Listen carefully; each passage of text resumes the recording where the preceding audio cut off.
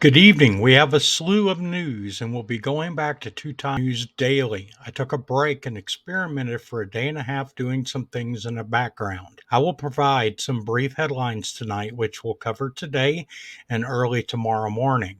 And I will do a midday report and then an evening report to help get it back on a schedule.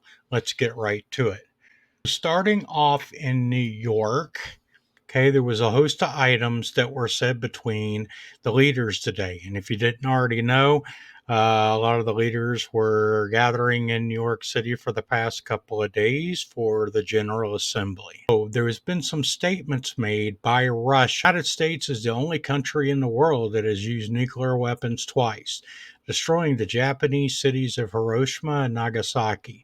Russia says a war with NATO will break out if NATO shoots down Russian aircrafts of any type. In Moscow, at a previous undisclosed meeting held last week aimed at easing tensions between Russia and NATO, the ambassadors of Britain, France, and Germany told Russian officials that NATO is prepared to respond with lethal force to further violations of its airspace, meaning to shoot down combat aircraft, according to the information reported, citing NATO officials.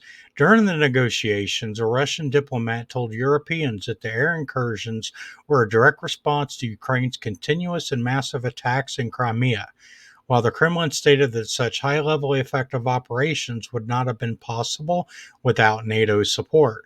Accordingly, Russia believes it is already involved in a military conflict involving European participation. The western territories of present-day Poland are a gift from Stalin to the Poles, suggesting that Poland should be reminded of this historical fact. Meanwhile, Trump has also made comments of his own, supporting and believing and telling NATO and EU that you indeed should shoot down any Russian items that invade your airspace. Meanwhile, moving on to Quantico, Secretary of War has ordered that next week approximately 800 American generals and admirals from around the world must be present in Quantico, Virginia, to participate in an urgent meeting without explanation.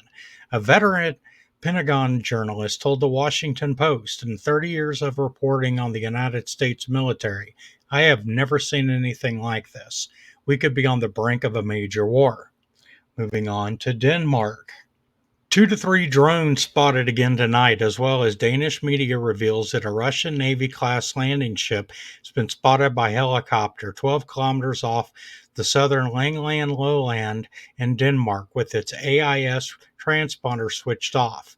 It has been loitering there for days during Denmark's drone incidences. Moving on to Poland. So in Poland, the government of Poland has sent out a notice asking all citizens of Poland who may be residing or visiting Belarus to leave immediately. Moving on to Ukraine. There are continued offensives happening in Crimea using drones. The Black Sea Fleet and oil facility pipelines of special note have been hit, and there's lots of video and media surrounding that on social media.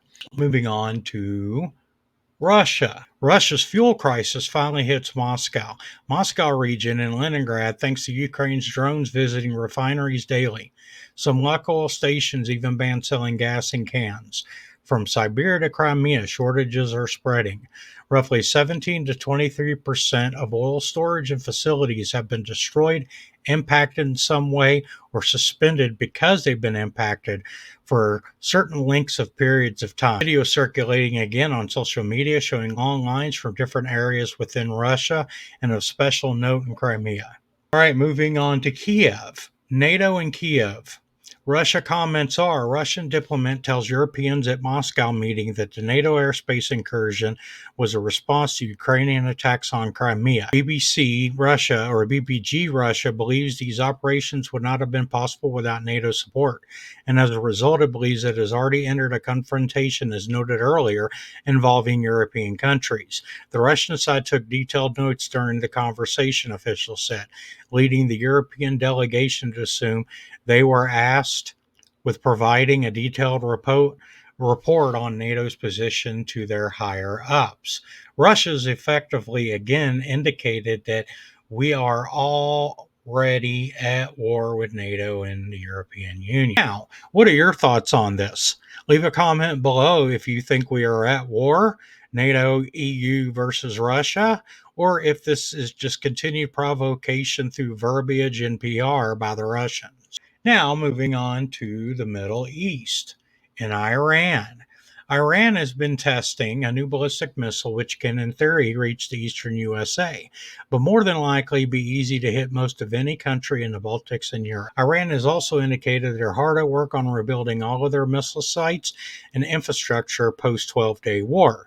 Iran has also said bye bye to the atomic nuclear inspectors. Iran also has rebuked the fact that there's going to be added sanctions that have already started to be implemented. Moving on to Israel.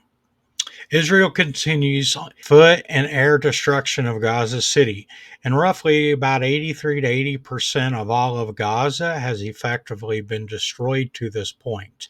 And there continues to be efforts in southern Lebanon, and they have made clear, Israel, that if Syria doesn't clean up terrorism in their country, they will resume or go back to ground warfare to do it themselves. Israel also took out some Houthi commanders and headquarters of the Houthis in Yemen. Meanwhile, the Houthis replied to that a day later with a drone attack on a beach resort in Israel. And today, a failed missile launch attack earlier today heading towards Tel Aviv, which was effectively intercepted. Moving on to some Thailand news. Things are heating back up between Thailand and Cambodia after some border intrusions, and Thailand has been moving in weaponry, artillery, and troops to the border areas. Moving on to Venezuela. More aircraft supplies have been arriving in Puerto Rico, and there is some movement of ships as close as 30 kilometers off of the coast of Venezuela. There are the major catch items of interest from around the world. And while I went as fast as I could tonight to catch up, we will get back to more detailed review of the news items starting again tomorrow. Again, 2 times daily. But this teaser catches me up and catches you all up.